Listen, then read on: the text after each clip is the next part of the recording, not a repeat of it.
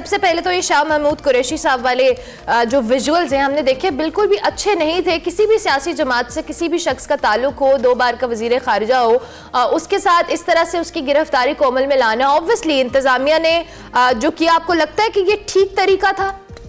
अरमला कह रही थी कि माशाल्लाह माशाल्लाह, तो कल ये सीन देखकर मैं भी माशाल्लाह माशाल्लाह कर रहा था। और फौक के लिए आपने कहा कि रास्ते में पंजाब पुलिस खड़ी की जाए, तो माशाल्लाह वही पंजाब पुलिस, फिर और शिकायत आएंगी लोगों को। अभी चले अल्हम्दुलिल्लाह आप पहुंच तो गए, चले तो गए और वापस भी आ गए जी।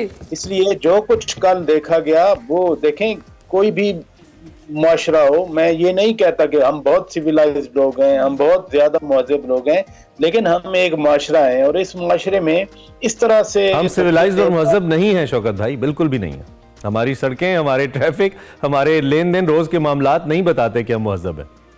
तो एक आम शहरी और जो कानून के रखवाले हैं, जो कानून सिखाते हैं दूसरों को, जो कानून पर अमल दरामद करने के हवाले से तनख्वाह लेते हैं गवर्नमेंट से, पब्लिक एक्सचेकर से, अवाम के टैक्सेस से, अगर वो इस तरह की लॉलेसनेस की तरफ जाएं तो फिर माशरे के ऊपर बहुत सारे सवालात उठते हैं। और खुद सदर ममलिकत यानी हाईएस्ट पोजीशन है in Pakistan, he is head of the federation. अगर हेड ऑफ द फेडरेशन इस बात पर कंसर्न शो कर रहे हैं, तहफ़्फ़ुज़ात का इजहार कर रहे हैं, तो फिर कम अज कम कल जो वाक़या हुआ उस हवाले से जरूर सोचा जाना चाहिए कि हम क्या कर रहे हैं। अभी हम सारा दिन हम मीडिया पे बैठते हैं कि 2017 में पीटीआई क्या कर रही थी, 2018 में क्या कर रही थी। कल मैं देखता रहा, कंपैरिजन चल रहे थे कि मियां शहबाज शरीफ के साथ क्या किया, मरियम के साथ, मरियम नवाज शरीफ साहिबा के साथ क्या किया गया। अगर उनको बुनियाद बनाकर फिर वही करना है तो यकीन रखें फिर जब ये अगली बार आएंगे तो फिर ये यही करेंगे। तो ये जो टिट फॉर टैट का एक माहौल चलता रहेगा, उसमें फिर ना कमी आएगी और ना खत्म होगा। और आज के हुक्मरान गुज़श्ता हुक्मरानों के साथ करेंगे और आज के हुक्मरानों के साथ आने वाले हुक्मरान करेंगे। यही अनफॉर्चुनेटली हमारी अगली हिस्ट्री है जो बार बार रिपीट हो रही है। दायरों का सफर है जो कि जारी रहेगा, नहीं होना चाहिए ऐसा।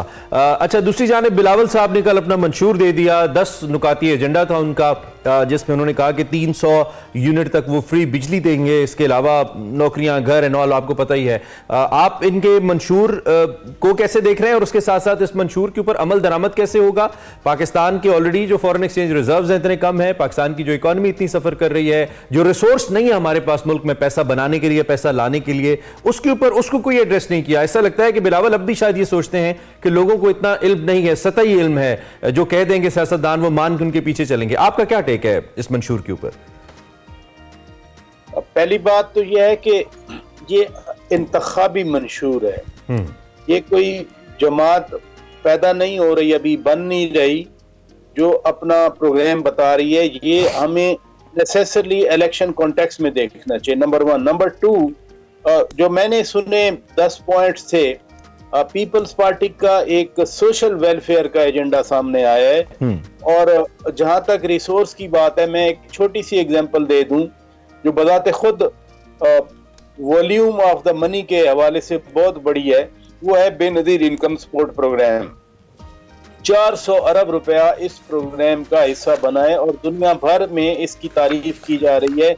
और जो फाइनेंशियल इंस्टीट्यूशन हैं ग्लोबल, वो इसको बाकायदा फंड कर रहे हैं। तो रिसोर्स अपनी जगह पे, लेकिन जब अगर वाकई रियासत या कोई हुकूमत या कोई सियासी जमात जो इक़्तिदार में हो, चाहे वो कोalition में हो, क्योंकि जब बेनजीर इनकम सपोर्ट प्रोग्राम शुरू किया गया था तो पीपल्स पार्टी के पास 172 में से 100 के पास 127 थी, बाकी तो कोalition गवर्नमेंट थी। फिर उसी PISP को कंटिन्यू करना पड़ा PMLN की 5 साल की हुकूमत को और 3.5 साल की PTI को हुकूमत को, ये प्रोग्राम चलता रहा। तो इसलिए कल जो बिलावल भुट्टो जरदारी ने बेशक 300 यूनिट की बात की मुफ्त देने की, तो वो सोलर प्रोसेस के जरिए था। वो ये जो हम ये जो सूरज निकलेगा तो मिलेगी।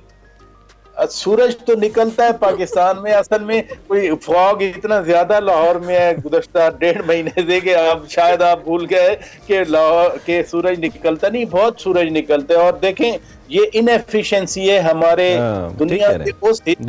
अच्छा शौकत भाई, एक बड़ा अहम सवाल है इसमें, मुख्तलिफ दुनिया के अंदर, जैसे हम भारत की मिसाल ले लेते हैं, बहुत बड़ी जमहूरियत है वहां पे, हम दीगर जगहों की बात कर लेते हैं, लोगों के पास, पार्टीज के पास एक मॉडल होता है दिखाने के लिए as per there previous performance. हमारे पास भी 3 बड़ी पार्टीज हैं, क्या तीनों के पास जो मॉडल है दिखाने के लिए, जैसे मैं केपी में हो सकता है तहरीक इंसाफ हो, या उनके पास पंजाब भी रहा है, फिर इसी तरह पंजाब नून लीग के पास भी रहा है, सिंध पीपल्स पार्टी के पास रहा है, किस पार्टी के पास ज्यादा स्ट्रांग मॉडल है अपनी तारीख दिखाने के लिए? वो बिल्डर्स होते हैं ना, कहते हैं देखें ये प्रोजेक्ट, ये बिल्डिंग हमने बनाई है, इसलिए आप हमारे साथ पैसा लगाएं।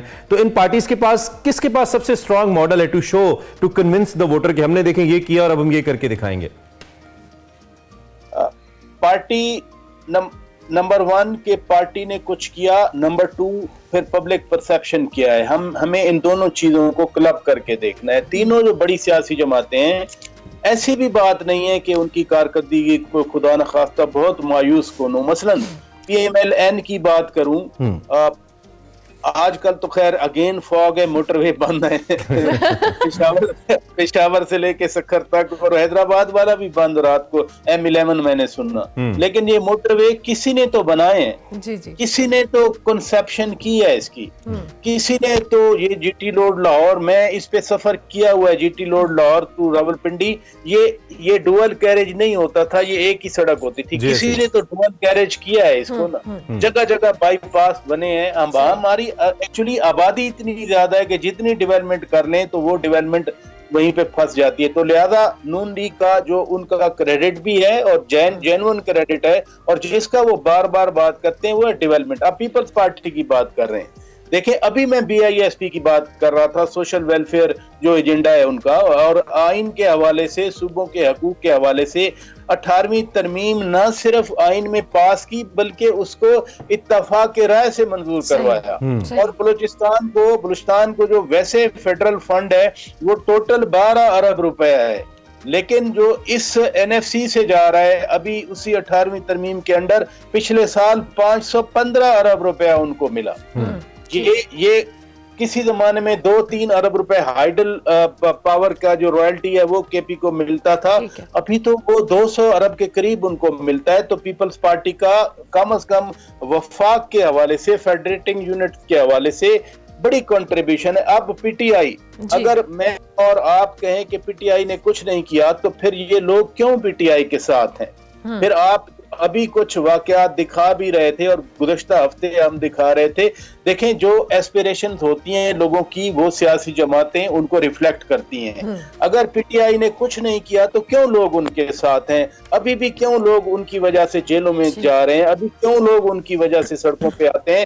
जो उन्होंने मुल्क में एक शफाफियत या एंटी करप्शन का उन्होंने स्लोगन लगाया था, अभी तो थी उसमें। हाँ, ये कह सकते हैं आप तीनों जमातों के बारे में कि वो प्रोग्राम अमल दरामद 100% नहीं कर सके, लेकिन कोशिश की है उन्होंने। पराजा साहब, क्विकली, अवाम ये सब बाय करेगी अब इस मौजूदा सूरत हाल में? अगर अनप्रेसिडेंटेडली 28,000 एप्लीकेशन आ गई हमारी असेंबलियों के लिए, कागजात नामजदगी की बात कर रहा हूँ, और लोग, कल जलसा था, फॉग था, अल्लाह मगफरत फरमाए, गंबट के करीब वो कुछ वर्कर पीपल्स पार्टी के वो जहां बाग हो गए। और रैलियों की आप बात कर रहे थे, तो अगर इस फॉग में कोई रैली निकालेगा तो मुझे ये बताएं तो वो लोग कितने फंस जाएंगे। TV स्क्रीन, अब डिजिटल मीडिया, अखबारात, ये भी एक लोगों को मैसेज पहुंचाने का जरिया। और जिस अनप्रेसिडेंटेड तरीके से कागजात नामजदगी आए हैं, मुझे तो लगता है कि इलेक्शन में टर्नआउट भी फिर बहुत ज्यादा होगा। अच्छा, ठीक है शौकत भाई साहब, थैंक यू वेरी मच। आप हमारे साथ मौजूद है सीनियर सहाफी शौकत पराचा, सियासी सूरत हाल पे इज़हार ख्याल करे थे।